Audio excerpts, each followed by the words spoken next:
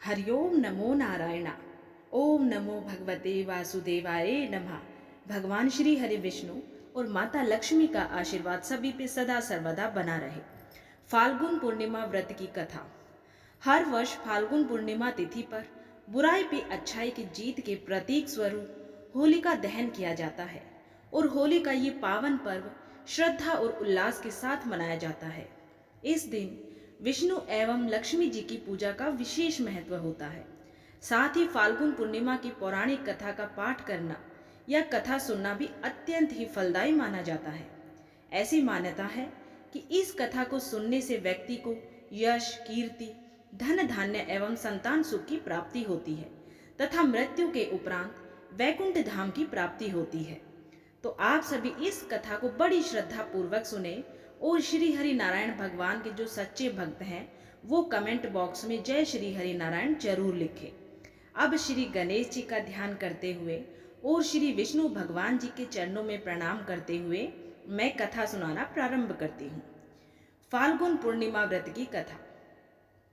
महर्षि कश्यप की पत्नी और दक्ष प्रजापति की पुत्री दिति के गर्भ से हिरण्यकश्यप और हिरण्याक्ष का जन्म हुआ।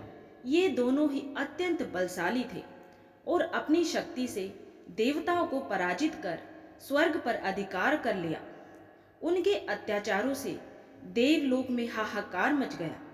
तब भगवान विष्णु ने वराह अवतार धारण कर हिरण्याक्ष का वध कर दिया। अपने भाई की मृत्यु से क्रोधित हिरण्यकश्यप ने भगवान श्री विष्णु को अपना परम शत्रु मान लिया और उनसे प्रतिशोध लेने के लिए भगवान ब्रह्मा की कठोर तपस्या करने लगा। इधर हिरण्यकश्यप की अनुपस्थिति में देवताओं ने दैत्यों पर आक्रमण कर स्वर्ग पर पुनः अपना अधिकार कर लिया। इस दौरान हिरण्यकश्यप की पत्नी कयादु गर्भवती थी, जिन्हें देवराज इंद्र ने बंदी बना लिया और अमरावती ले जाने लगे। मार्ग में उनकी भेंट देवर्षि नारद से हुई। नारद जी ने इंद्र से पूछा कि वे कयादु को कहाँ ले जा रहे हैं। इंद्र ने उत्तर दिया कि उनके गर्भ में हिरण्यकश्यप का अंश है, जिसे नष्ट कर देने के पश्चात वे उसे मुक्त कर देंगे। देवर्षि नारद बोले, हे देवराज, इनके गर्भ में तो स्वयं श्री हरि नारायण का परम भक्त है, अतः इसे छोड़ दीजिए। नारद मुनि के वचन सुनकर इंद्रदेव ने कयादु को मुक्त कर दिया। नारद जी कयादु को अपने आश्रम में ले आए और उन्हें दिव्य उपदेश देने लगे। उनके प्रवचनों का गहरा प्रभाव कयादु के गर्भ में पल रहे शिशु पर पड़ा। समय आने पर कयादु ने एक पुत्र को जन्म दिया, जिसका नाम प्रहलाद रखा गया। इधर ब्रह्मा जी की कृपा से हिरण्यकश्यप ने मनोवांछित वरदान प्राप्त कर लिया और अपने राज्य वापस लौट आया। कयादु भी अपने पुत्र प्रहलाद के साथ पति के पास वापस लौट आई। प्रहलाद जब बड़े हुए तो उन्हें शिक्षा के लिए गुरु के पास भेजा गया। एक दिन जब हिरण्यकश्यप अपने मंत्रियों के साथ बैठे थे, तब प्रहलाद अपने गुरु के साथ वहां पहुंचे और अपने पिता को प्रणाम किया। हिरण्यकश्यप ने प्रसन्नता होकर पूछा, वत्स, अब तक की शिक्षा में तुम्हें सबसे श्रेष्ठ ज्ञान क्या प्राप्त हुआ है? प्रहलाद ने उत्तर दिया, पिताश्री, मैंने यही सीखा है कि जो आदि, मध्य और अंत से रहित है, जो जगत के पालनहार है, दीन दुखियों के स्वामी है, उन श्री हरि को मैं बारंबार प्रणाम करता हूँ। ये सुनते ही हिरण्यकश्यप क्रोधित हो उठा और उसने प्रहलाद के गुरु को फटकारते हुए कहा, अरे मूर्ख ब्राह्मण, तूने मेरे पुत्र को मेरे शत्रु का गुणगान करने की शिक्षा क्यों दी है? तब प्रहलाद के गुरु ने उत्तर दिया, दैत्यराज, मैंने इन्हें ऐसा कुछ नहीं सिखाया है। हिरण्यकश्यप आश्चर्यचकित हुआ और प्रहलाद से पूछा, पुत्र, तुम्हें ये उपदेश किसने दिया है? तब प्रहलाद बोले, भगवान विष्णु स्वयं प्रत्येक हृदय में स्थित होकर सबको उपदेश देते हैं। उनके अलावा कोई किसी को कुछ नहीं सिखा सकता है। ये सुनकर हिरण्यकश्यप अत्यंत क्रोधित हो उठा और गरजते हुए बोला, अरे दुष्ट, तू मेरे समक्ष इस विष्णु की महिमा क्यों गा रहा है? क्या तुझे इसके परिणाम का भान है? हिरण्यकश्यप ने प्रहलाद को अनेक प्रकार से भयभीत करने का प्रयास किया, किंतु वे अडिग रहे। उसने आदेश दिया कि प्रहलाद को मृत्यु दंड दिया जाए। दैत्य सैनिकों ने उन्हें अनेक यातनाएं दी, पर्वत से नीचे गिराया, समुद्र में डुबोने का प्रयास किया, विष दिया, किंतु हर बार वे श्री हरि की कृपा से सुरक्षित बच गए। अंततः हिरण्यकश्यप ने अपनी बहन होलिका को आदेश दिया कि वह प्रहलाद को गोद में लेकर अग्नि में बैठ जाए, क्योंकि होलिका को वरदान प्राप्त था कि अग्नि उसे जला नहीं सकती। आदेश अनुसार होलिका प्रहलाद को गोद में लेकर प्रज्वलित अग्नि में बैठ गई, किंतु भगवान ईश्वर कृपा से प्रहलाद सकुशल रहे, जबकि होलिका जलकर भस्म हो गई। इसी घटना की स्मृति में हर वर्ष फागुन पूर्णिमा को होलिका दहन किया जाता है, जो ये दर्शाता है कि सत्य और भक्ति की सदा विजय होती है, जबकि अहंकार और अधर्म का अंत निश्चित है। प्रिय श्रोताजनों, अब आप सभी फागुन मास की पूर्णिमा पर सुनिए भगवान श्री विष्णु और माता लक्ष्मी की अति पावन पौराणिक कथा। इस कथा को सुनने से सारे विघ्न दूर होते हैं और असीम सुखों की प्राप्ति होती है। भगवान श्री हरि और माता लक्ष्मी का आशीर्वाद मिलता है। एक बार भृगु ऋषि ने जानना चाहा कि ब्रह्मा, विष्णु और महेश में कौन सबसे श्रेष्ठ है। वो बारी बारी से सबके पास गए। ब्रह्मा और महेश ने भृगु को पहचाना तक नहीं, न ही आदर किया। इसके बाद भृगु श्री विष्णु के यहाँ गए। विष्णु भगवान विश्राम कर रहे थे और माता लक्ष्मी उनके पैर दबा रही थी। ऋषि भृगु ने पहुंचते ही ना कुछ कहा ना सुना और भगवान विष्णु की छाती पर पैर से प्रहार कर दिया। माता लक्ष्मी जी ये सब देखकर चकित रह गई, किंतु विष्णु भगवान ने भृगु का पैर पकड़कर विनीत भाव से कहा, हे मुनिवर, आपके कोमल पैर में चोट लगी होगी, इसके लिए क्षमा करें। माता लक्ष्मी जी को भगवान श्री विष्णु की इस विनम्रता पर बड़ा क्रोध आया। वह भगवान विष्णु से नाराज होकर भूलोक में आ गई तथा कोल्हापुर में रहने लगी।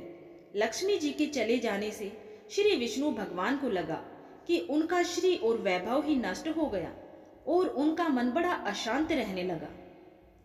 माता लक्ष्मी को ढूंढने के लिए वह श्री निवास के नाम से भूलोक आए। घूमते घूमते वेंकटचल पर्वत क्षेत्र में बकुला माई के आश्रम में पहुंचे। बकुला माई ने उनकी बड़ी आवभगत की, उन्हें आश्रम में ही रहने को कहा। एक दिन जंगल में एक मतवाला हाथी आ गया। आश्रमवासी डरकर इधर उधर भागने लगे। श्रीनिवास ने ये देखा तो धनुष बाण लेकर हाथी का पीछा किया। हाथी डरकर भागा और घने जंगल में अदृश्य हो गया। श्रीनिवास उसका पीछा करते करते थक गए थे। वह एक सरोवर के किनारे वृक्ष की छाया में लेट गए और उन्हें हल्की सी झपकी आ गई। थोड़ी देर में शोर सुनकर वह जागे तो देखा कि 4-6 युवतियां उन्हें घेरे खड़ी हैं। श्रीनिवास को जागा हुआ देखकर वे डपटकर बोली, यह हमारी राजकुमारी पद्मावती का सुरक्षित उपवन है और यहाँ पुरुषों का आना मना है। तुम यहाँ कैसे और क्यों आए हो? श्रीनिवास कुछ जवाब दे इससे पहले ही उनकी दृष्टि वृक्ष की ओर से झांकती राजकुमारी की ओर गई। श्रीनिवास पद्मावती को एकटक देखते रह गए। थोड़ा संयत होकर कहा, देवियों, मुझे पता नहीं था। मैं शिकार का पीछा करता हुआ यहाँ आया था। थक जाने पर मुझे नींद आ गई, इसीलिए क्षमा करें। श्रीनिवास आश्रम में तो लौट आए, किंतु बड़े उदास रहने लगे। एक दिन बकुला माई ने बड़े प्यार से उनकी उदासी का कारण पूछा तो श्रीनिवास ने पद्मावती से भेंट होने की सारी कहानी कह सुनाई और फिर कहा, उसके बिना मैं नहीं रह सकता हूँ। बकुला माई बोली, ऐसा सपना मत देखो। कहाँ वह प्रतापी चोल नरेश आकाश राज की बेटी और कहाँ तुम आश्रम में पलने वाले एक कुल गोत्रहीन युवक। श्रीनिवास बोले, माँ, एक उपाय है, तुम मेरा साथ दो तो सब संभव है। बकुला माई ने श्रीनिवास का सच्चा प्यार देखकर हाँ कर दी। श्रीनिवास ज्योतिष जानने वाली औरत का वेश बनाकर राजा आकाश की राजधानी नारायणपुर पहुंचे। उसकी चर्चा सुन पद्मावती ने भी उस औरत को महल बुलाकर अपना हाथ दिखाया। राजकुमारी की हस्तरेखा देखकर वह बोला, राजकुमारी, कुछ दिन पहले तुम्हारी भेंट तुम्हारे सुरक्षित उद्यान में किसी युवक से हुई थी। तुम दोनों की दृष्टि मिली थी। उसी युवक से तुम्हारी शादी का योग बनता है। पद्मावती की मां धरना देवी ने पूछा, ये कैसे हो सकता है? ज्योतिषी औरत बोली, ऐसा ही योग है। ग्रह कहते हैं वो कोई औरत अपने बेटे के लिए आपकी बेटी मांगने स्वयं आएगी। 2 दिन बाद सचमुच ही बकुला माई एक तपस्विनी के वेश में राजमहल आई। उसने अपने युवा बेटे के साथ पद्मावती के विवाह की चर्चा की। राजा आकाश में बकुला माई को पहचान लिया। उन्होंने पूछा, वह युवक कौन है? बकुला माई बोली, उसका नाम श्रीनिवास है। वह चंद्रवंश में पैदा हुआ है।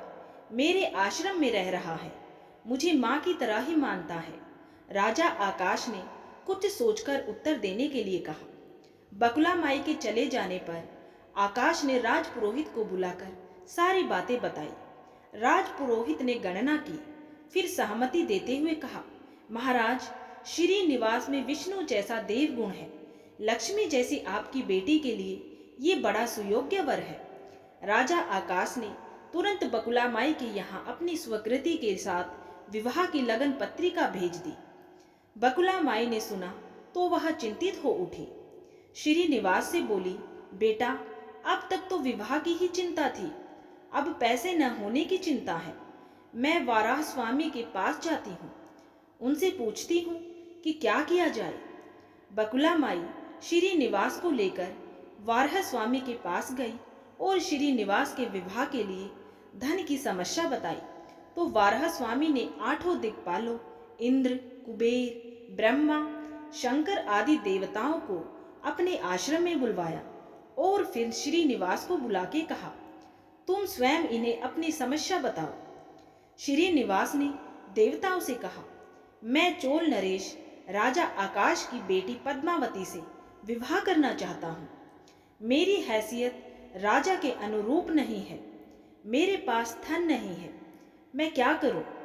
इंद्रदेव ने कुबेर से कहा, कुबेर देव, इस काम के लिए तुम श्रीनिवास को रण दे दो।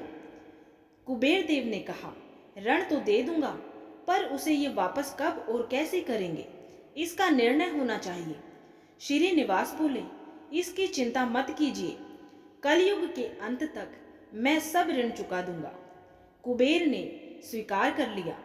सब देवताओं की साक्षी में श्रीनिवास के ऋण पत्र लिखा दिया गया। उस धन से श्रीनिवास और पद्मावती का विवाह बड़ी धूमधाम से हुआ। तभी नारद ने कोल्हापुर जाकर माता लक्ष्मी को बताया कि विष्णु भगवान ने श्रीनिवास के रूप में पद्मावती से विवाह कर लिया है और वो दोनों वेंकटाचलम पर्वत पे रह रहे हैं। ये सुनकर माता लक्ष्मी को बड़ा ही दुख हुआ और वो सीधे वेंकटाचलम पहुंची। भगवान श्री विष्णु जी की सेवा में लगी पद्मावती को भला भला बुरा कहने लगी। श्रीनिवास विष्णु भगवान जी के रूप में मेरे पति हैं, तूने इनके साथ विवाह क्यों किया है? दोनों ने वाक युद्ध होने लगा तो श्रीनिवास को बड़ा दुख हुआ। वे पीछे हटे और पत्थर की मूर्ति के रूप में बदल गए। जब दोनों देवियों ने ये देखा तो उन्हें बड़ा दुख हुआ कि श्रीनिवास तो अब किसी के ना रहे। इतने में शिला विग्रह से आवाज आई, देवियों, मैं इस स्थान पर वेंकटेश्वर स्वामी के नाम से अपने भक्तों का अभिष्ट पूरा करता रहूंगा। उनसे प्राप्त चढ़ावे के धन द्वारा कुबेर देव के कर्ज का ब्याज चुकाता रहूंगा। इसीलिए तुम दोनों मेरे लिए आपस में झगड़ा मत करो। ये वाणी सुनते ही माता लक्ष्मी और पद्मावती दोनों ने सिर झुका लिया। माता लक्ष्मी कोल्हापुर आकर महालक्ष्मी के रूप में प्रतिष्ठित हो गई और पद्मावती तिरुनाचुर में शिला विग्रह हो गई। आज भी तिरुपति क्षेत्र में तिरुमला पहाड़ी पर भगवान वेंकटेश्वर स्वामी के दर्शन हेतु भक्त गणों से इसी भाव से शुल्क लिया जाता है। उनकी पूजा पुष्प मिष्ठान आदि से ना होकर धन द्रव्य से होती है। इसी धन से भगवान श्री कृष्ण वेंकटेश्वर स्वामी कुबेर का कर्ज चुका रहे हैं। बोलिए श्री हरिनारायण भगवान की जय। उम्मीद है आप सभी को ये कथा कहानी पसंद आई होगी। अगर आप सभी अपने सनातन धर्म से जुड़ी ऐसी ही व्रत, त्योहार, पूजा पाठ और कहानियां सुनना चाहते हैं तो उसके लिए हमारे चैनल रामा स्टोरीज को सब्सक्राइब जरूर कर लें।